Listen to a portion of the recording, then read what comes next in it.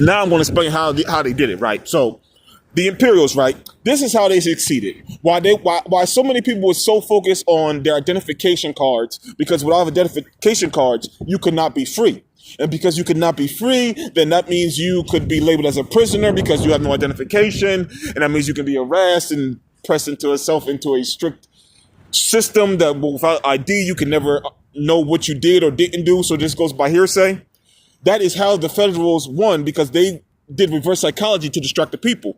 Now, because the people were distracted, they didn't pay attention to what they was really doing in the background. And that was the gold rush, because they was trying to seize as much capital as possible. Because the capital they were seizing was gold, because they knew people in the old world used gold for incredible things.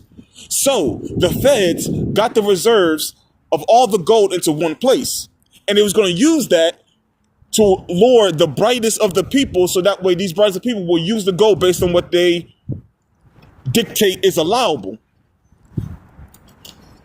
But the issue with that is, if you take away free will and you try to dictate or micromanage somebody, it won't be something incredible. It will be something ordinary. Because the person who's able to create it should not be micromanaged. The person who's able to do it should not be micromanaged.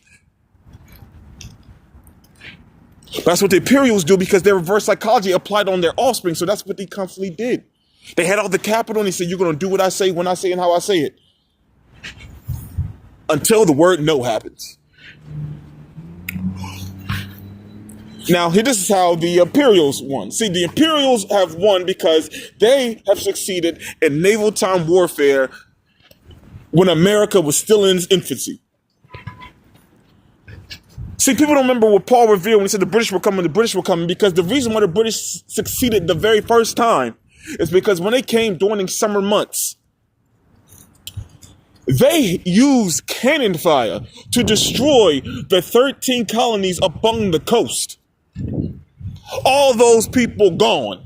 All the skin colors of the rainbow gone.